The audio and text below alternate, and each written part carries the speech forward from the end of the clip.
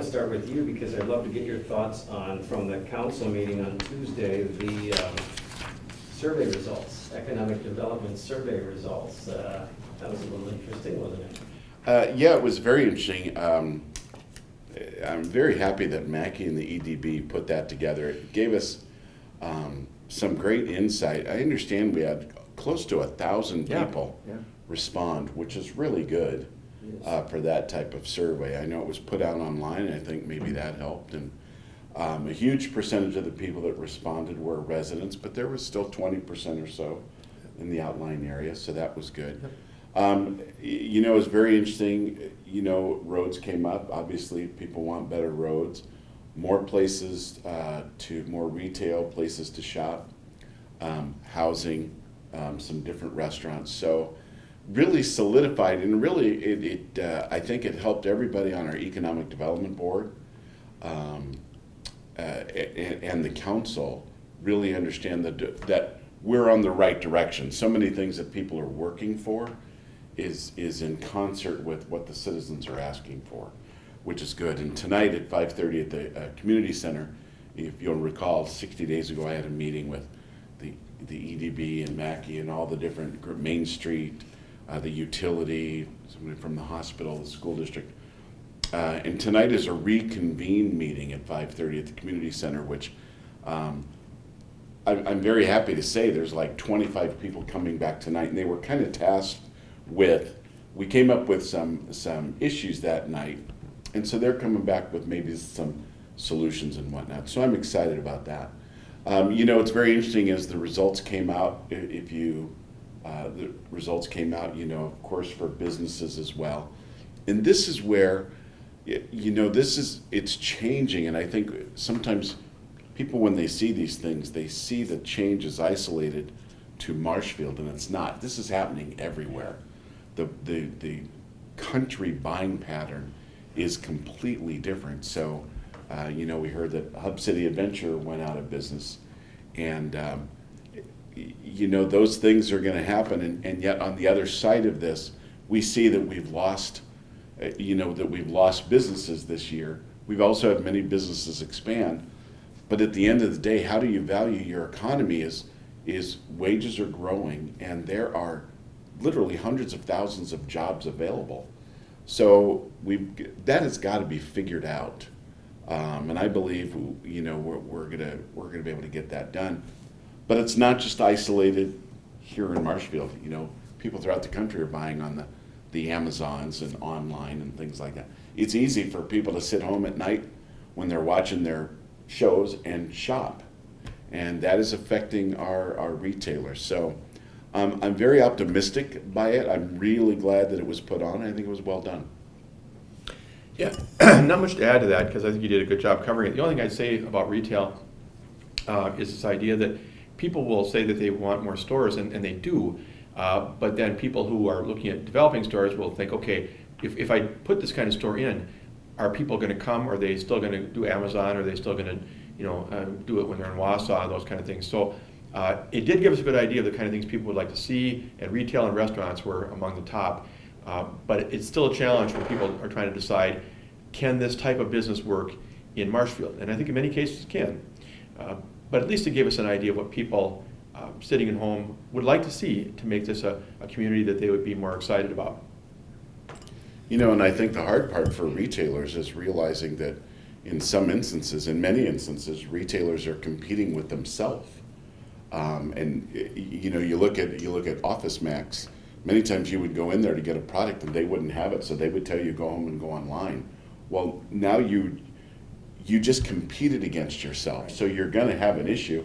Many times the issues, the product at the same store is a little bit cheaper online because they don't have the employee overhead and other things like this. So that's a very difficult thing that I don't really think has been discussed in the nationwide conversation yet, is when an individual company is giving better products and better prices online, you're putting yourself out of business. Yeah. So it's an interesting conversation. And one final thing, and this plays back into what Bob said a minute ago about the meeting tonight, the follow-up to the April meeting. We had some good conversation back in April about what people in their 20s and 30s want to see. I mean, a lot of city leaders, I'll be honest with you, whether they be on council or staff, are 40 plus. And we say we want to see more millennials and younger people stay in this community and raise families here. Well, what kind of businesses, what kind of restaurants, what kind of amenities do they want? And I think we are trying to make an effort now to find out more about that and learn more about what types of improvements in our community would cause people to stay here or move here if they are younger. That's part of being a vibrant community. It's interesting too about that, as Steve brings up, I think appropriately so. I think the highest majority of folks that responded on the survey were between 30 and 45, or somewhere in there, which I think is really good that we've got that input. There are a lot of people in meeting tonight. I understand that the Howards are going to be there. There are a lot of people in Marshfield that really care and really love Marshfield and really are trying to make it better. You look at the investment that some of these people are making in downtown and the companies here that are expanding, they're making a huge investment. You look at what our schools are doing. We've got a great school system. And sometimes when you go on into the social aspect and you see some of the negative comments that are always going to be there, you just wonder how those people that are investing their hard-earned money, their dollar, and they're out here trying to really make a difference, you wonder how that affects them. And I hope it doesn't affect them negatively, because there are people that absolutely love Marshfield. And we are seeing a growing trend. Even in a growing trend, you're going to have businesses go out of businesses. It's just the way it is. If you right now own a typewriter company where you make new typewriters, you better get a new product line. Because if you're not keeping up with the level of service or the marketing, there was a business a couple of years ago that went out of business here because they had a product and they chose not to have an online presence. And they didn't do any marketing to get people in the store. If that's the case, you're going to have great difficulty in business. So there's a lot to keep up with, but I believe that we've got the right entities helping. The other thing going along the lines of that is I really want people to understand that the city does not determine what businesses choose to come to Marshfield. Businesses out there, like a lot of people have said that, Red Robin and Texas Roadhouse and all these other places should come here. And it's like, they would come here if they see a market for it. And where's the market is when businesses here already are doing well. So the city, for instance, we just had a hotel come to, that we learned a week or two ago, that they are coming to town. The city's not involved in that. The city can't say you can or cannot come, and I don't know how people are getting that perception that is what the city is doing. We're Mackey, Marshfield Area Chamber of Commerce of Industry, they do so much to help the businesses that are here, because realistically the best thing you can do is help the businesses that are already here thrive. That should be your number one customer for them, and bringing in other things. So in the survey, they wanted more restaurants. I think that would be great. I think we've got a lot of great ones. But certainly diversity and choice is always good. So overall, not to go on and on and on, sorry. I think the survey was great.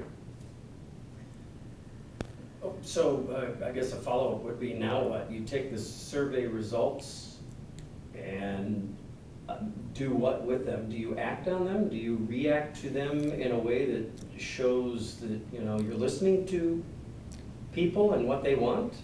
And if so, how what are the first steps in I guess sort of reacting to what the feedback you got from the survey? Well, it's very interesting.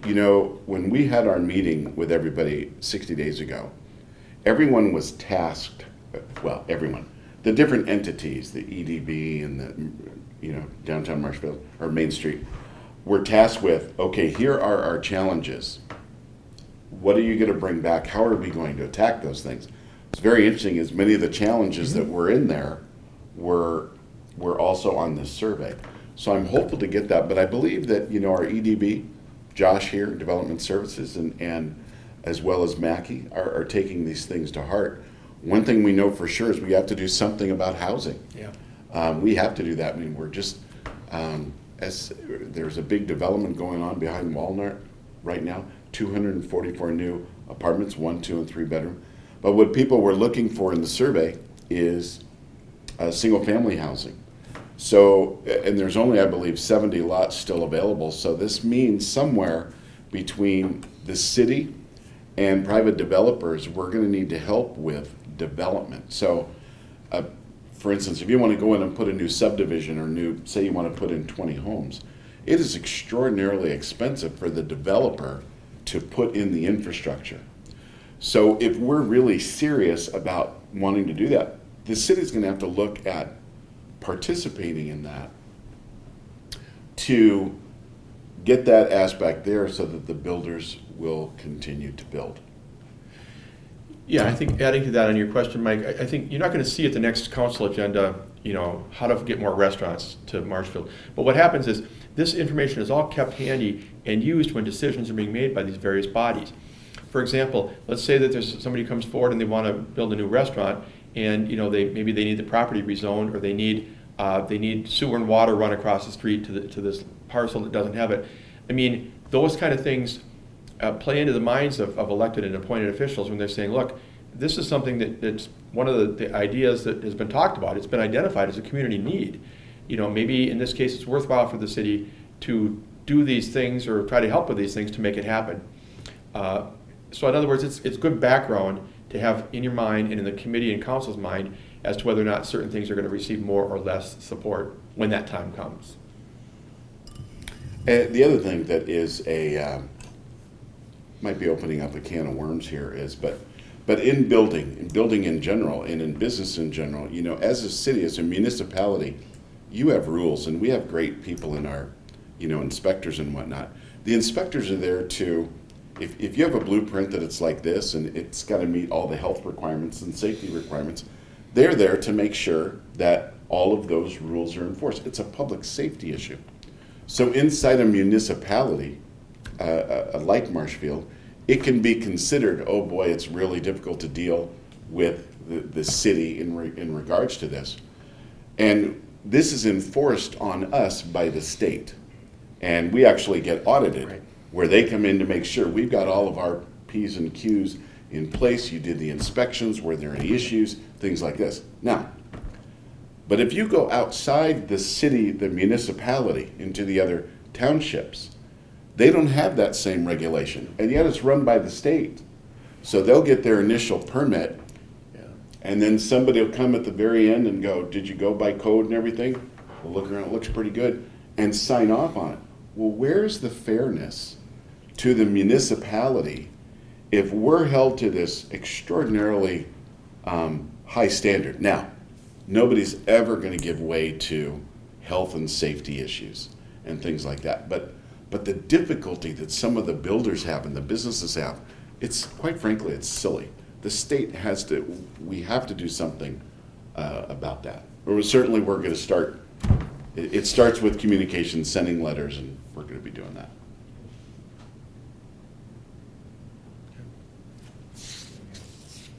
I was going to go to, did you guys, it says request to discuss possible disposition of the Hemlock property. Did you deal with that? That was actually pulled at the request of the council member who had suggested it, Jason Zalewski. Here's really where that issue is at. If you remember back in October of 2018, after considerable discussion, after soliciting proposals, the city got one proposal from Habitat for Humanity. Ultimately, the council decided to just postpone the issue for 1 year, a minimum of 1 year. And you say, well, why would they do that? The hope at that time was that a year or more down the road, we'd start to see the school district's plans unfold, the new football field, what's the use of Beal Stadium going to be going forward, what are the traffic patterns changing as a result of some of these modifications in recreational amenities. And I think Councilmember Zalewski would like to talk about it again. There's neighbors asking questions as to where this might be going in the future. They have something at stake because they have abutting properties, but he backed off and said, let's wait a while yet before bringing this back. So there's a day coming when I'm sure we'll talk about that vacant parcel across from Beal, but it's not going to be right now. And quite frankly, I'm hoping that we will, before we have a good conversation on it, be able to have more information about the shifting that may be occurring with the school district's plans. All right.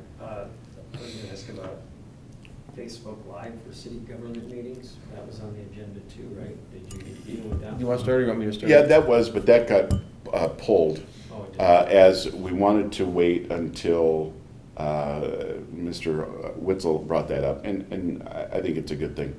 We wanted to wait until the new committee was in that did get approved that night, and then can help with that, because there were some other issues there. We want to make sure that that needed to be tightened up. So for instance, you know, we don't know if people are going to be able to comment during the meeting. They can later when they put it on. You watch the whole thing and make comments, but there's issues about if it's being done live and then people are texting aldermen or something like that during an event. You can't have that, because then that becomes a public record. So we got to narrow that down and tighten up a couple of things, and you'll see it back on the agenda, either the next one or the one following. Yeah, I don't think that Councilmember Witzel is opposed to this. He does think, though, that before we get into this water, that we should have a discussion and maybe a policy on council's use of social media in general. And it plays right into what the mayor was just saying. You know, if you're sitting at your desk during the meeting, are you interacting with people outside the building in terms of Facebook or, you know, Messenger, whatever?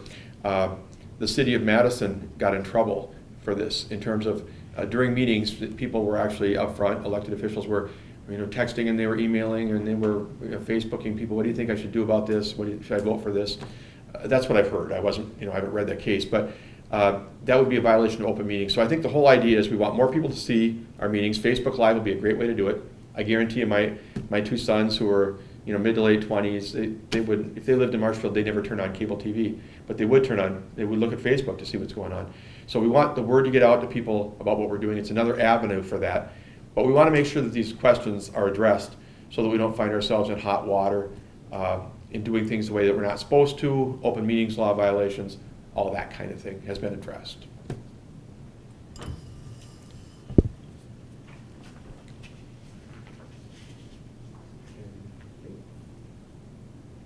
Okay, so I wasn't at the meeting, so I don't know. I saw it went 3 hours though.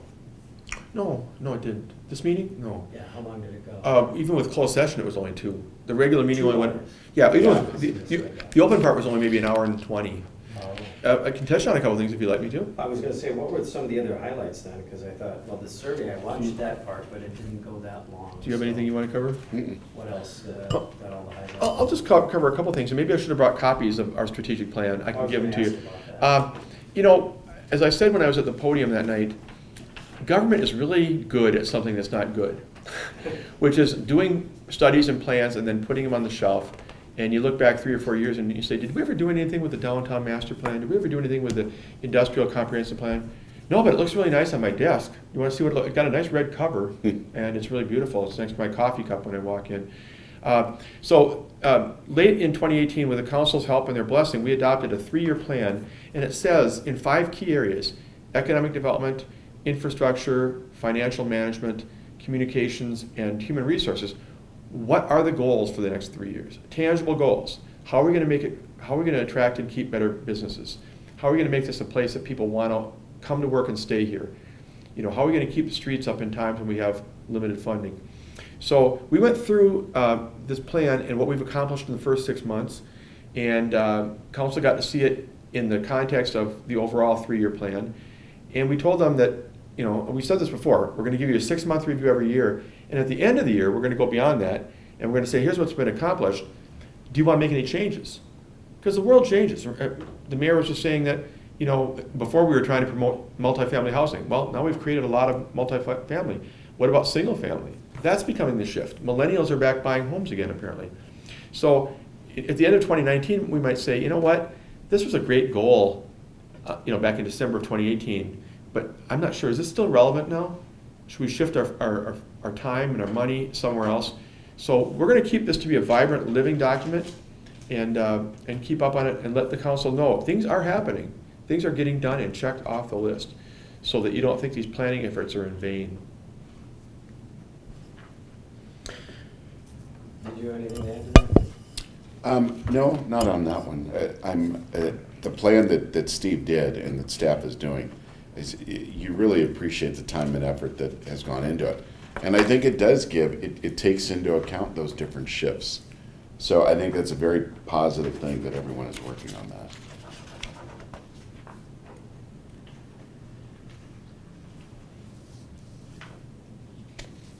There was nothing, I mean, Steve, what were the other, I mean, it was. Well, I mean, you know, I hate to speak too much to this one because it's maybe more Rick Rams's issue as police chief, but he did come forward. You may recall back in the spring, the idea of maybe loosening some of the control of alcoholic beverages at downtown events.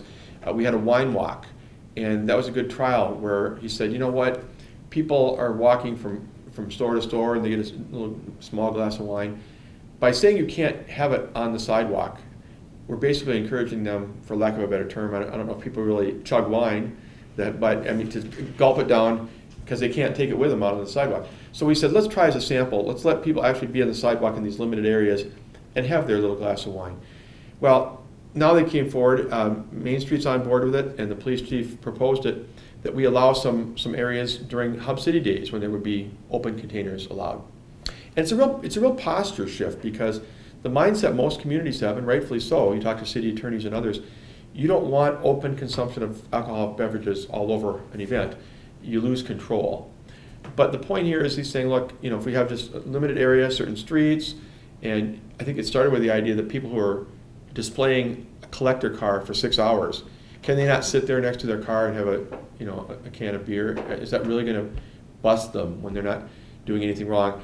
I think what the police are saying that they know a certain amount of this goes on anyway. This way they feel like they can articulate it, identify where it's allowed, and monitor it in an effective way, and yet give a little bit more leeway without creating problems that come from excessive drinking. This doesn't mean people can go out and start drinking all over the place and whatever they want. It just says a very limited amount. If done in this way in these locations, we think that might be acceptable. And we'll see if Hub City Days in July produces some concerns or questions, it can certainly be revisited. But I think the wine walk thing showed that type of model, at least on a small scale, is effective, and hopefully it will be with Hub City as well. Beyond that, I'm not sure what else there really was. I mean, there's some budget resolutions. One of them is to continue the work on the towers for radio communications. Make sure that we've done the portable radios that I think Bob has talked about for police and fire. You remember a year or two ago, we were talking about officers and fire officials in Walmart, in Menards, in the high school, and they're trying to call out to their dispatchers, and they're not getting through. You can't have that. And I think that the mayor's been very supportive of this. He's strongly encouraged getting this to the finish line. We've got new portable radios for the police and fire, and now we're doing these towers. The combination is making it massively better than it was 2 years ago in terms of those areas of town that are haven't historically been very good to communicate out of, and certainly the interior of these larger buildings, making it much more comfortable for us to know that we're communicating and able to handle emergencies.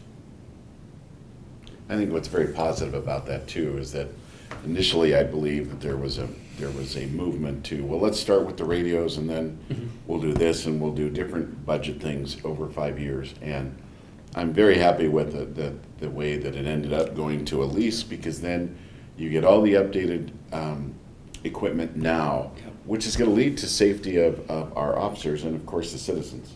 So I think with the towers being completed, I think everybody's going to be safer.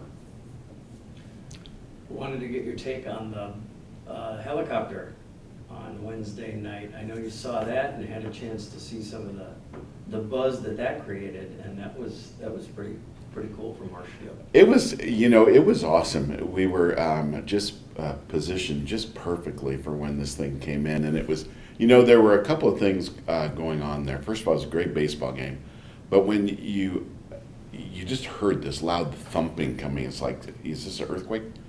And it just got closer and closer and closer, and you could see everybody there in the park. And the best part was the kids. They were just looking out in awe. And the things, it makes a roundabout and it comes back and then lands on one of the field, and then the guy in the back, helicopter goes down, he jumps out and he's got this great jumpsuit on and the helmet, and and kids and families start getting closer and closer to it. But so having that there was great. But man, I will tell you what, to see that going on at Jack Hackman Field with everything that Hackman was to Marshfield was just awesome. And there's nothing like seeing a kid when they are in amazement, and that's what it was. Yeah. And then they walked around the pilot, and it was awesome. It's awesome. I think that was when they saw you, actually, when they were looking in amazement. I don't have a cool helmet or a little microphone that comes out. It's one of those quality of life things, though. Yeah. Great quality of life. When you get to do something like that. Great quality of life. And there's so many different, things that are taking place. You have the July 4th event coming on. There's the Hub City Days. There's a lot happening in Marshfield. It's amazing. Sometimes I hear there's not a lot. Man, if you just drive up and down the street on the weekend, there's a ton going on. So it's very exciting. And I think, you remember 2 meetings ago, we had the time where the soccer team was there and was recognized, the girls' soccer team. And at that same night, we had some folks going off to Special Olympics that were talking. And even in regular meetings without those kind of things, we need to do more of this. We're trying to do announcements so people know, hey, there's something going on next Wednesday. We'd love to have you go. It's a community event. It's in honor of so-and-so. It's being held here. Before we get into the ordinances and resolutions and all the things that we're obligated to do and business that we have to take care of, we want to remind everybody at our meetings that this is a community. This is a community, and there's a lot of positive things happening, as Bob mentioned, and don't lose sight of that. Yeah, there may be a battle further down on the agenda about spending money or whatever, but first and foremost, we are proud to live here, and we want you to know what's going on.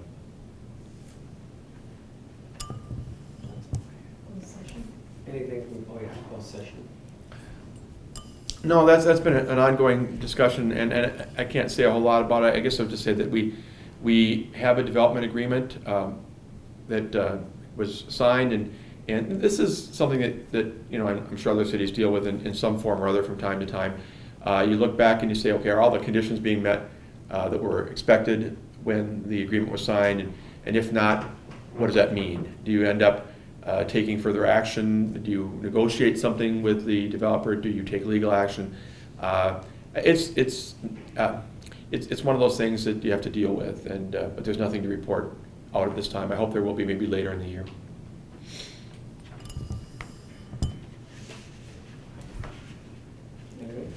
Okay.